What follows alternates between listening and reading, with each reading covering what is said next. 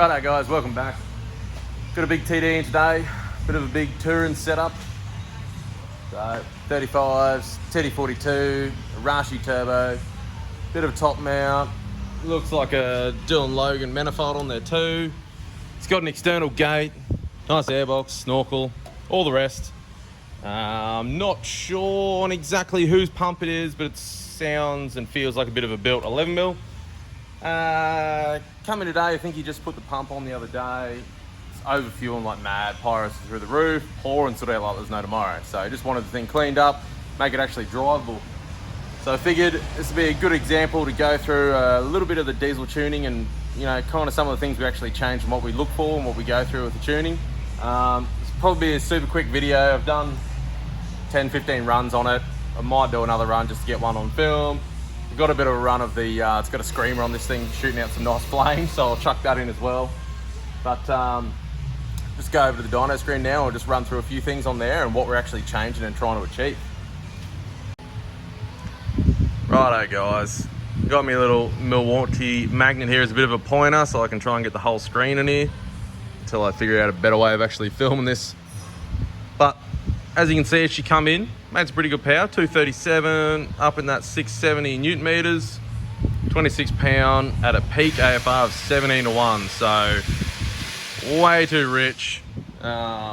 This lad's got some SAS gauges in this thing, which oddly enough, his SAS gauge is only reading like 18 pounds, so yay for SAS quality. Shut up with your rattle gun.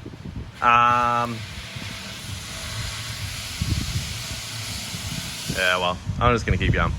As you can see though, down the bottom here, it was like 14s, 13s, dipping down to 12, coming up peak of 17 through there, tailing back down to 16s in the top end. So I actually aborted this run because his pyro went past 600 degrees in the dump pipe, so we got out of it. But I'll bring up the next run and we'll kind of go through step by step what we're changing and doing here. Okay. So next run in, you can see we're a little bit cleaner here, but much the same. But it's because we're actually removing fuel, we're losing a bit of boost. So that time we come down to 24, 25, before it was like 26 plus. So it's dropped a little bit, but still too much fuel down here, too much fuel once we're on boost. So next one. Okay, so we got the next run up now. You can see definitely pulling some fuel out down low. So we're finally back above 15:1. Dipping down below 15s, run through the door at around peak of 18, 19 through here, but really about 17.5, 18, then dipping back down into 17s at the top. 23, 27 pound. Done a full run on that one because it was a little bit better, so I wanted to see how she'd handle it. 214 all the way at the door, 600 Newton meters.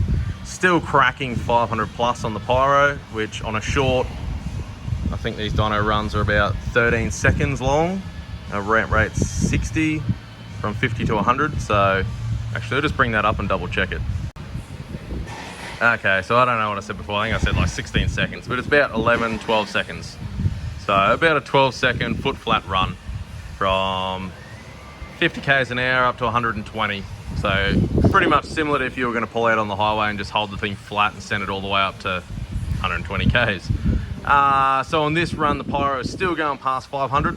So we know, you know, these kind of pyros, this little intercooler with no fan, he's got no big scoop on this thing, so definitely needs a bit of attention there. We want to try and pull some more fuel out again. Okay, so I'll get rid of this and we'll go to the next run. Righto, so now we got our next run up here. So we can see, taking a fair bit of fuel out down low now. We're kind of starting up near 19:1, 20:1. Dipping back down in the 15s, rolling out the door at 20:1, 20.5, 22 pound. That's pretty nice. That's where we like it once we're up on boost. We want TDs to be around that 20:1. When, you know, just over 500 Newton meters, around 195 horsepower. So that's not too bad, but you can see we've lost a fair bit down here. We're moving our peak torque, you know, probably around that 21, 22 up here. Now it's shoving out to 23. And we've lost a lot. Like if you look here at say 2 grand, we've gone from around 330, 400, so we've probably dropped 100 Newton meters pretty much that whole way across the board there. So we want to get a little bit more fuel coming in back sooner and try and leave that top end. So now we're going to start playing around with our pre-boost fueling, try and get that turbo spooling a bit better. Righto. I don't know how this video is going to come out because I keep stopping and starting, but we'll see. So now you can see down here, now we got the orange run. So I've kind of cut them off through the middle there. We'll get our pre-fueling back, but you can see it just kind of blips up there, comes along 16s, and starts coming up here. So as the boost rolls in, we start leaning out, then throws the fuel back in.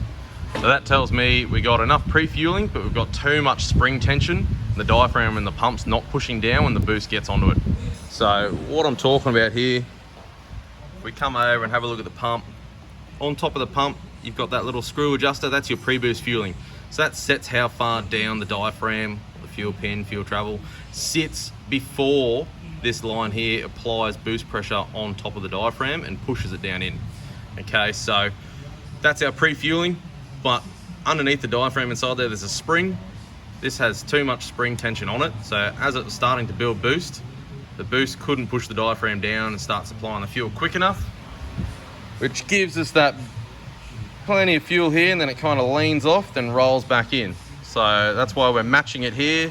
Then we've lost it back through there, but then we're pretty much the same through the top end.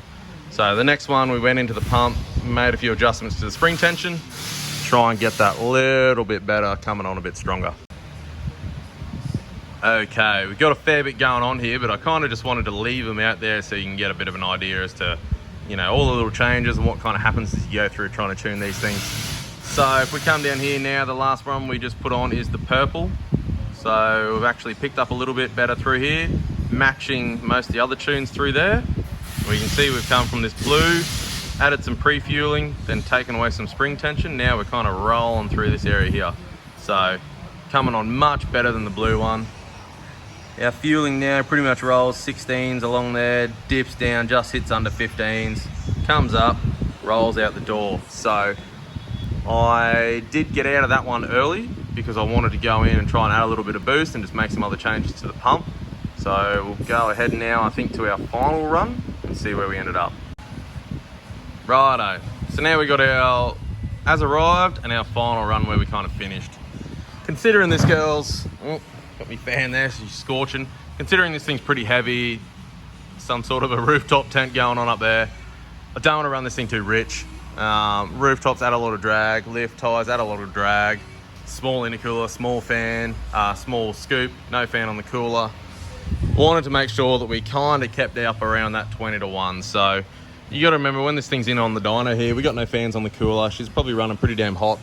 We got a big one at the front there to put some air through to keep the kettle under control. But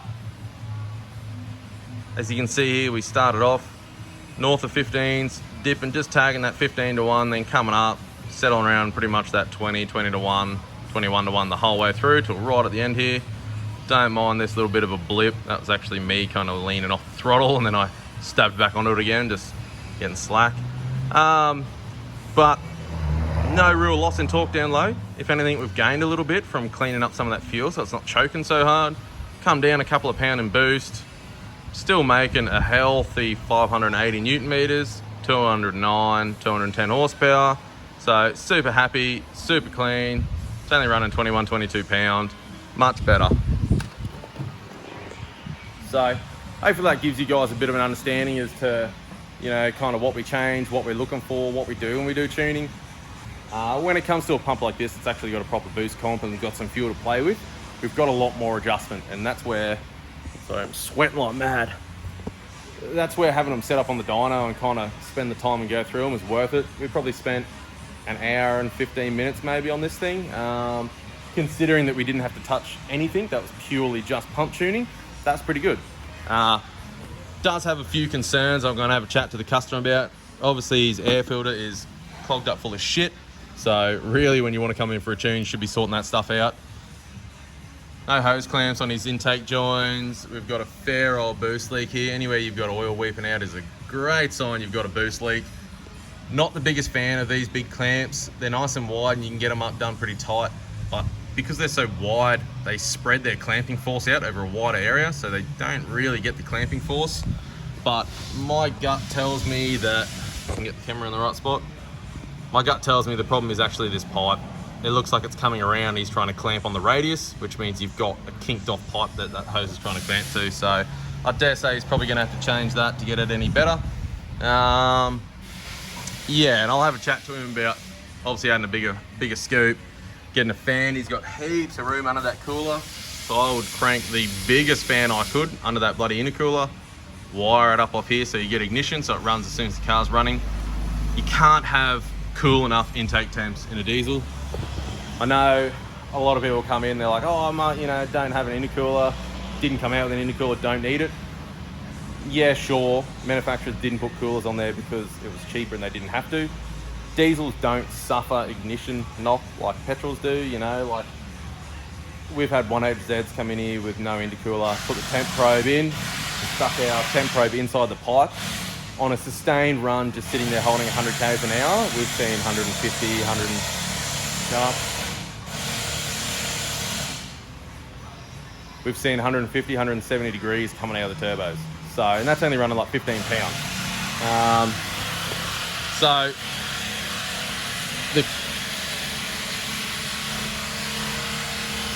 Gotta love working next to a workshop. I'm complaining about the noise when they got to listen to this fucking dyno go all day, so I can't really talk. But yeah, so intake temps, big one. Get them as cool as you can. Oh, I think I've wiped shit on the camera. I don't know if that's any better. Intake temps, cool as you can. Big scoop to move some air through them.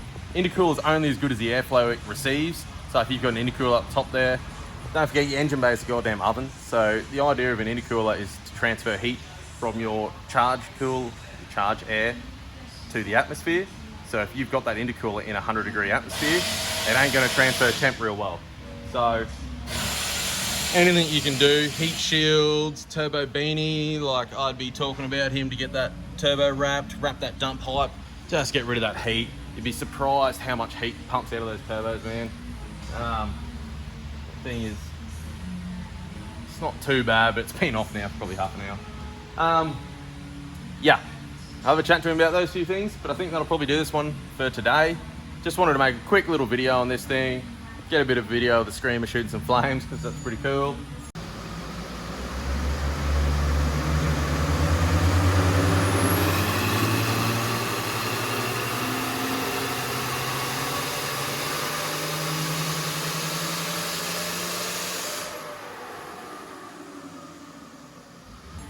If this is the kind of thing you're interested in and you want to see more about actual pump tuning, let us know. We can go into a bit more of a detail. If you like the video, like the dyno run, like the screamer, give it a thumbs up, give it a click, give it a subscribe and like, and we'll see you on the next one. Cheers, guys.